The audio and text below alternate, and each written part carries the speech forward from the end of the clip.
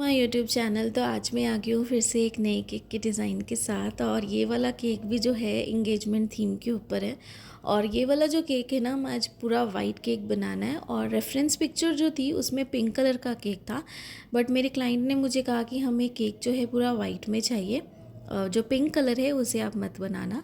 और ये मुझे उसी दिन मिला था जिस दिन मेरा बड़ा वाला और 2.5 kg का केक था, जो मैंने कल आप सबके साथ वीडियो शेयर की है बड़े केक की। तो ये एनिवर्सरी केक उसी के साथ था। और ये भी सुबह क्लाइंट को आना था केक लेने के लिए, और इसकी हाइट क्लाइंट को ज़्यादा नहीं चाहिए थी।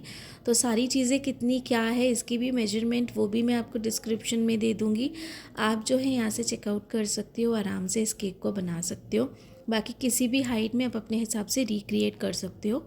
और मेरे क्लाइंट ने ना मुझे ये पिक्चर इंस्टाग्राम से ही दी थी सेव करके। तो ये वाला डिज़ाइंस मैंने भी बहुत बार देखा था इंस्टाग्राम पे, तो उन्होंने मुझे सेम ही डिज़ाइन दिया, तो मेरे लिए भी इजी हो गया इसे बनाना। और फ्लावर डेकोरेशंस तो है ही, थोड़ा सा स्टिकर वर्क भी है इसमें जो बहुत ही ज़्यादा अमेजिंग बनेगा।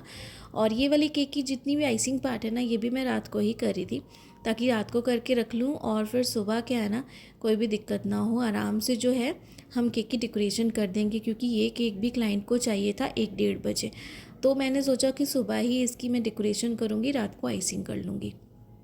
तो यहाँ पे केक को अच्छे से ठंडा करने के बाद जो है इसकी हम ब्रेड नाइफ़ के साथ कटिंग कर रहे थे। आप जिसके साथ भी कंफर्टेबल हो उसके साथ कर सकते हो। और साथ में जो है केक की बहुत ज़्यादा हाइट नहीं करनी थी, तो उसके हिसाब से मैंने केक कंटेनर्स जो थे वो लिए थे। बाकी यहाँ पे जो केक बोर्ड है ये भी मैंने लिया था। और यहाँ पे क्रीम जैसे हमने अच्छे से लगा दी केक बोर्ड पे, जैसे मैं लगाती हूँ। अब गनाश भी चाहो तो लगा सकते हो। 1 बाई 1 जो है केक की हम लेयरिंग करेंगे। और ये वाला जो हमारा केक है ना, सिंपल जो केक है पाइनएप्पल है हमारा। पहले क्लाइंट ने मुझे कहा था कि केक जो है आप वनीला कर देना, लेकिन फिर उन्होंने मुझे कहा कि आप जो केक है वो पाइनएप्पल फ्लेवर का कर देना। तो केक को हम पाइनएप्पल फ्लेवर में ही कवर करेंगे, जिसके लिए हम पाइनएप्पल क्रश का यहाँ पे यूज़ करेंगे। और फ्रेश पाइनएप्पल्स का हम यूज़ नहीं करेंगे, क्योंकि क्लाइंट को मैं पूछ लेती हूँ हमेशा कि फ़्रेश चाहिए या फिर आपको कैन वाले चाहिए या फिर आपको जो क्रश है वो चाहिए। तो सबके प्राइस वेरिएशंस भी होते हैं, अगर आप फ्रेश वाला यूज़ करते हो या फिर कैन वाला यूज़ करते हो या फिर क्रश यूज़ करते हो, तो सबके प्राइजेज़ ऊपर नीचे हो जाते हैं टेस्ट के हिसाब से। तो ये चीज़ आपको हमेशा ध्यान पे रखनी है। लेकिन अगर आप क्रशेस के साथ यूज़ करते हो सारे फ्रूट्स की फिलिंग को बैलेंस करने में, तो आपका प्राइस जो है थोड़ा सा कम रहता, और सारे क्लाइंट जो है वो उनके लिए भी थोड़ा ईजी हो जाता है, उनके बजट में भी हो जाता है। तो बस 1 बाई 1 जो है हम जैसे लेयरिंग करते जो प्रोसेस है हम वही करते जाएंगे।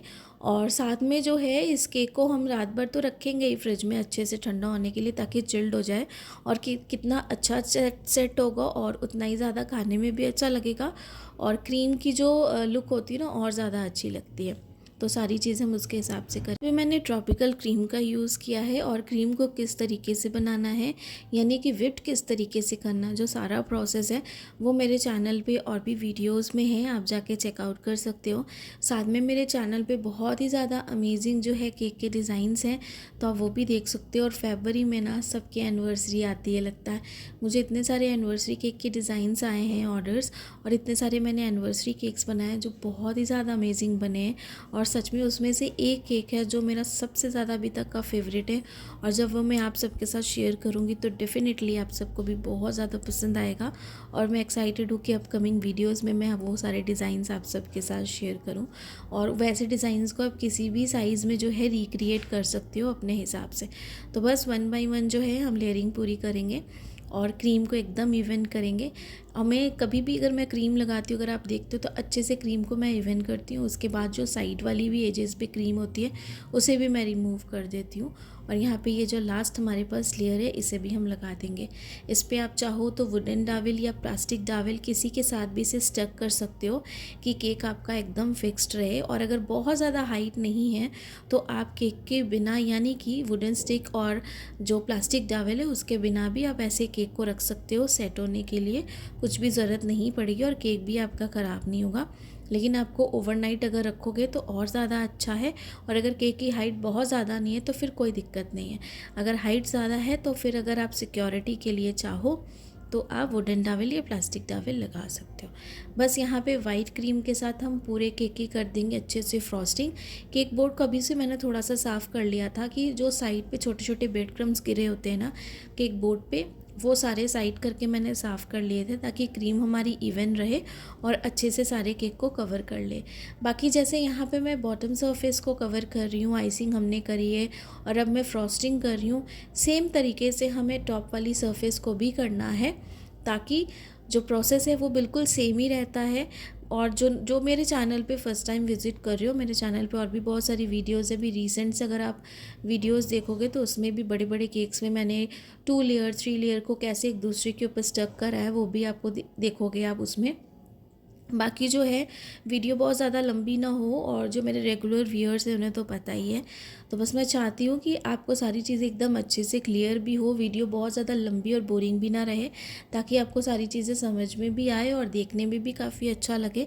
और जैसे मैं हमेशा कहती हूँ कि जो डाउट होते हैं पूछा कीजिए।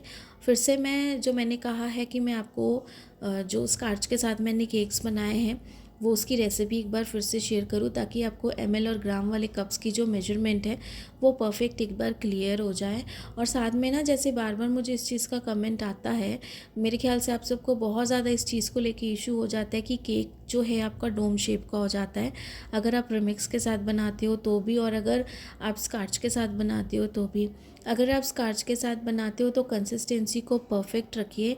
मैंने होममेड प्रीमिक्स और मार्केट प्रीमिक्स दोनों के साथ जब भी आपको दिखाया है पहले की वीडियो में, अगर आप देखोगे तो उसकी कंसिस्टेंसी बहुत ज़्यादा टाइट नहीं है, थोड़ी सी हमें लूज़ कंसिस्टेंसी रखनी है और केक के टिन को अच्छे से टैप करना है हमें। और साथ में हमेशा प्री हीट ओवन हो या फिर आप प्री हीट कढ़ाई, कुकर, जिसमें भी केक बना रहे हो उसे पहले ही प्री हीट करना है आपको। और दूसरी चीज़, जो मार्केट वाला हम प्रीमिक्स यूज़ करते हैं ना, तो हर एक ब्रांड, समझ लो कि मार्केट में अगर 10 तरह के ब्रांड है अलग अलग नाम से, तो 10 में से 10 अगर आप प्रीमिक्स यूज़ करोगे ना तो सबका टेक्सचर और टेस्ट तो डिफरेंट रहेगा ही, टेक्सचर भी डिफरेंट रहेगा। कोई केक जो है मार्केट वाले जो प्रीमिक्स के साथ बनाते हैं, कुछ केक्स ऐसे होते हैं जो बहुत ज़्यादा फूलते हैं, फ्लफ़ीनेस बहुत ज़्यादा होती है। कुछ केक ऐसे होते हैं जो सॉफ्ट तो होते हैं, टेंडर तो होते हैं, लेकिन वो फ्लफ़ीनेस ज़्यादा नहीं होती, उतने फूलते नहीं हैं, मतलब डोम शेप नहीं निकलती उनकी। और कुछ केक प्रीमिक्सेस ऐसे होते हैं जिनकी डोम शेप ऊपर से निकल जाती है। लेकिन अगर आप इतना ध्यान रखोगे कि केक प्रीमिक्स जो भी बना रहे हो आप, केक प्रीमिक्स के साथ या स्कार्च के साथ, जिसके साथ भी आप केक का बैटर बना रहे हो ना, केक टिन जितना होता है उससे 2 इंच या 3 इंच उंगली के अगर साइज़ से अगर आप देखो उतना कम डाला करो। आप केक बैटर को 2 बैचेस में बना लिया करो, जैसे मैं हमेशा बनाती हूँ। कई बार मैं 3 बैचेस में भी बना लेती हूँ ताकि मुझे हमेशा फ्लैट सरफेस मिले। और अगर आप मेरी वीडियोस को देखते हो तो मैं ऊपर की टॉप सरफेस को बहुत ही कम, बहुत रेयर ही ऊपर से कट करती हूँ, मुझे कभी ज़रूरत नहीं पड़ती है, क्योंकि मेरी हमेशा जो सरफेस है ना टॉप वाली, वो बिल्कुल फ्लैट रहती है। तो आपकी भी उतनी रहेगी। आप 2 इंच या 3 इंच जितना कम डाला करो केक बैटर को, ताकि केक फूल के ना ऊपर से भी बिल्कुल फ्लैट रहे और सॉफ्ट भी रहे। तो ये कोशिश आप करना। आई होप कि आपको इससे काफ़ी ज़्यादा हेल्प होगी। और केक टिन को अच्छे से टैप करिए ताकि जितने भी एयर पॉकेट्स रहे ना वो सारे निकल जाएं। तो बस इस तरीके से ही मैं चाहूँगी कि मैं पूरी कोशिश करूँ ताकि आपको सही गाइड कर पाऊँ। बाकी आप कभी भी केक बनाते हो तो पूरा ध्यान रखो हर एक चीज़ का, मेजरमेंट हो, टेम्परेचर हो, हर एक चीज़ का, तो केक आपका ज़रूर परफेक्ट बनेगा। और जब तक नहीं बनता है तब तक आप उसे ट्राई करते जाओ, एक ना एक दिन ज़रूर ही परफेक्ट बनेगा। अगर आप एक बार करके ही डिमोटिवेट हो जाओगे तो नहीं होगा, क्योंकि मेरे साथ भी बहुत सारी चीज़ें होती थी जिसकी वजह से अभी जाके मैं आप सबको सिखा पा रही हूँ। क्योंकि मेरे साथ भी ऐसा होता था कि जब स्टार्टिंग में मैं क्रीम को विप्ट करती थी तो मेरी क्रीम मेल्ट हो जाती थी। जब मैंने स्टार्ट करा था अपना बिज़नेस तो इतना कुछ मुझे नहीं पता था, लेकिन बाद में टाइम टू टाइम इतने साल के एक्सपीरियंस के साथ कुछ चीज़ें मैं करती गई ट्राई, और करते करते यहाँ तक पहुँच गई। तो ट्राई करते जाना है, डीमोटिवेट तो बिल्कुल भी नहीं होना है, क्योंकि आपके कमेंट से और आप जो मेरी वीडियोस देखते हो और एक एक सब्सक्राइबर जब बढ़ता है ना, तो मुझे भी मोटिवेशन मिलती है कि मेरी वीडियोज़ देख के आप सबको अच्छा लगता है। तभी मेरे साथ इतने व्यूअर्स जो है वो डेली कुछ ना कुछ जो है मुझे सब्सक्राइब करते हैं। तो मैं भी डेली बेसिस में कुछ ना कुछ नया लेके आऊँ, बस इस तरीके से आपको भी मोटिवेट होना है। बाकी जो है आपने देखा बातें करते करते यहाँ पे हमने फ्रंट पे ना ये कपल वाले हाथ का स्टिकर लगा दिया। नॉन एडिबल है, आप चाहो तो एडिबल भी यूज़ कर सकते हो। साथ में मैंने फॉइल पेपर अच्छे से लगा दिया था फ्लावर्स को। जो मेरी लास्ट वीडियो थी ना उसमें क्या हुआ, फॉइल पेपर मैंने यानी कि क्लिंग रैप मैंने लगा दिया था, तो मेरे पास ना क्लिंग रैप जो था वो लास्ट बचा हुआ था, तो वो पूरा ख़त्म हो गया था। तो जितने में फ्लावर्स में लगा मैंने उतने में लगा दिया, और बाकी 2-3 फ्लावर्स से जो उसे मैंने अच्छे से वॉश करके ना एकदम नैपकिन के साथ उसे साफ़ करके फिर मैंने यूज़ करा था। तो उसके बाद मैंने मंगवा लिया है अभी क्लिंग रैप भी और फॉयल पेपर भी। तो फ्लावर्स को जैसे हम रैप करते हैं स्टीम से, वैसे ही हम उसकी स्टीम से उसे अच्छे से रैप कर लेंगे, और फ्लावर्स को 1 बाय 1 जैसे हम लगाते हैं वैसे ही लगाएंगे। साइड में मैंने दूसरे फ़ोन पे पिक्चर रख ली थी, और उसमें जैसे जैसे फ्लावर अरेंजमेंट्स करी हुई थी सेम तरीके से मैंने की। और ये भी ना सेल्फ पिकअप केक था, तो मुझे देने की कोई भी टेंशन नहीं थी। और ऐसे बड़े केक अगर खुद ही क्लाइंट ले जाए ना तो आपका काम और ज़्यादा ईजी हो जाता है। और इसका प्राइस भी मैं आपको बता दूँगी कितना है। और फ्रेश फ्लावर्स के साथ डेकोरेशन तो मुझे बहुत ही ज़्यादा अच्छी लगती है, पता नहीं क्यों। मुझे आर्टिफिशियल फ्लावर्स से ज़्यादा फ्रेश फ्लावर्स ज़्यादा अच्छे लगते हैं, अट्रैक्टिव लगते हैं केक के लुक के ऊपर। तो बस इस तरीके से हम जिप्सी फ्लावर्स है हमारे पास, रेड और पिंक कलर के बहुत ही ब्यूटीफुल से कलर्स थे। फ्लावर्स के एक ही हैं, और साथ में कुछ हमने फॉक्स बॉल्स लगाई है गोल्डन कलर की, जैसी थी पिक्चर में वैसे ही। और क्लाइंट ने ना मुझे कहा था कि वाइट केक चाहिए, जैसे मैंने आपको पहले ही कहा वीडियो में। ये पूरा केक डिज़ाइन सेम है जैसा हमने पिक्चर में देखा था, सिर्फ उसमें पिंक कलर का केक था पूरा कवर, और इसमें क्लाइंट ने मुझे पूरा वाइट केक कहा था कि पिंक कलर आप मत रखना केक पे, तो एकदम डिफरेंट ही लुक आने वाली थी। बाकी पूरा डिज़ाइन हमने जितना हो सका कॉपी किया है। और साथ में हमने जस्ट इंगेज का एक टैग भी दे दिया था। कुछ यहाँ पे हम छोटे छोटे वाइट वाले जो पर्ल्स हैं यानी कि स्प्रिंकल्स है वो थोड़े रैंडमली स्प्रिंकल करते जा रहे हैं। बाकी जो है इस केक को हमने रात भर तो चिल्ड करने के लिए रख ही दिया था फ्रिज में। सुबह बस इसकी जो डेकोरेशन करने के बाद भी मैंने इसे 1 घंटे से ऊपर रखा था फ्रिज में कि जब क्लाइंट आएंगे तभी पैक करके दूंगी। और इसे मैंने 10 बाई 10 इंच के केक बोर्ड पे केक बॉक्स पे ही दिया है।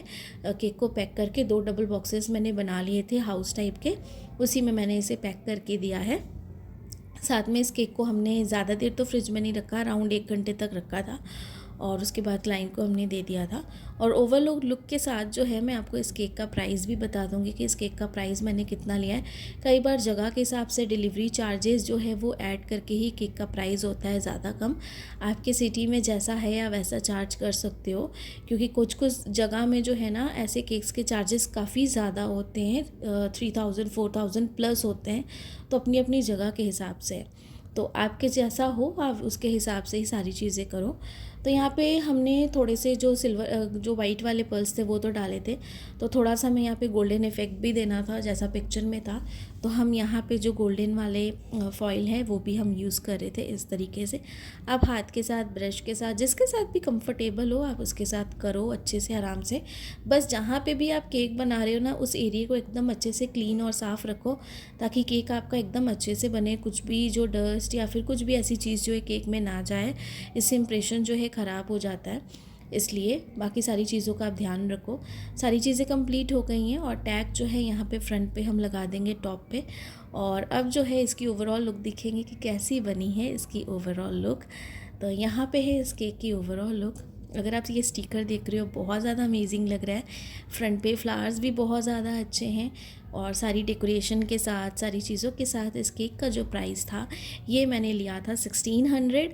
आप अपनी जगह के हिसाब से ज़्यादा कम जैसा है वैसा चार्ज कर सकते हो, और इस केक का जो भी प्राइस है आप अपने हिसाब से भी ले सकते हो। बाकी आई होप आज की केक वीडियो आप सबको पसंद आई होगी, तो लाइक सब्सक्राइब शेयर ज़रूर करिएगा, ढेर सारे कमेंट्स करिएगा, और जैसे आप मुझे प्यार करते हो बिल्कुल ऐसे ही करिएगा, क्योंकि आप सबके मोटिवेशन की वजह से आज मैं यहाँ तक हूँ, और चाहती हूँ कि और भी आगे जाऊँ, ताकि आपको और अच्छे अच्छे केक के डिज़ाइंस जो है वो भी शेयर करके दिखा पाऊँ अपने चैनल पे। Thanks for watching.